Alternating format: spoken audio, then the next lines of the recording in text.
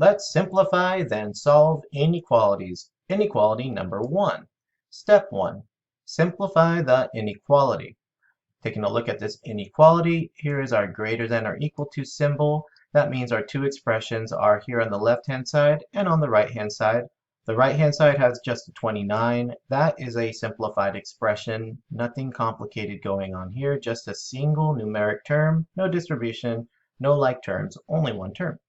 Now on the left-hand side, a little bit more action going on. We have a distribution, and we will have a couple of like terms using the minus x and plus 5 after we complete our distribution.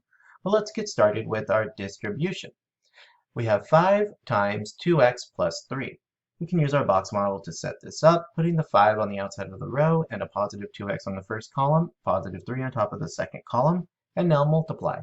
5 times 2x equals 10x. And 5 times 3 equals 15. These are not like terms, so we write the two terms next to each other, 10x plus 15. And now let's bring down the other two terms from this side of the expression. We have minus x and also plus 5. And remember, all of this was greater than or equal to 29. This inequality is not simplified yet. We have made it a little bit better by distributing, but now we have to go combine like terms. So let's continue. We have a couple of x variable terms. We have 10x, and we also have minus x or minus 1x. And then we also have a couple of numeric terms, 15 and 5. Now if we start to combine, we can combine our variable terms. 10 minus 1 equals 9, so we have 9x. And then we add our numeric terms as usual. 15 plus 5 equals 20. And this is all greater than or equal to 29. This inequality is now simplified because we have done all of our distribution and then we combine all the like terms that we had. How did we simplify the inequality?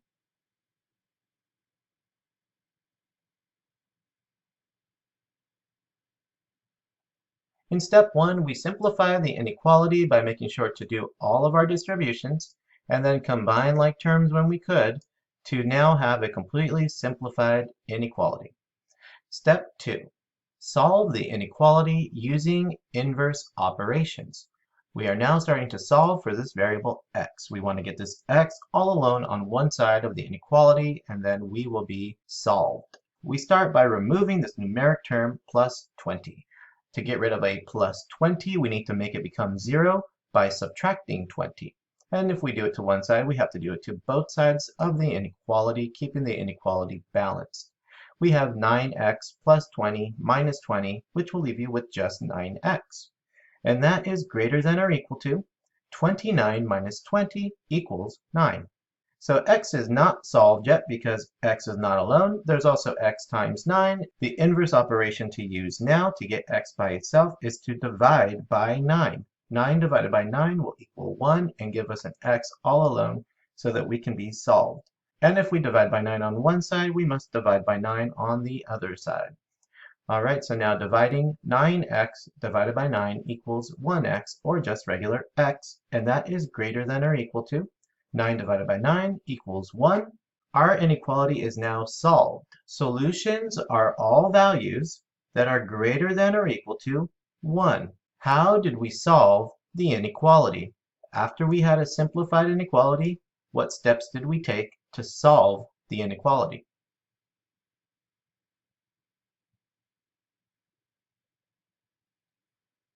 After we simplified the inequality, the steps that we took to solve for the variable x was to use inverse operations. First was to remove the numeric term by subtracting 20 from both sides, then to turn the coefficient into 1 by dividing both sides by 9. Step 3, optional, graph the solutions. Solutions are all values that are greater than or equal to 1. So the graph would be a closed circle at 1 showing that the solution 1 does work, then our solution arrow is graphed in the direction of all values greater than 1. You are now ready to simplify and then solve the inequality in problem number 2.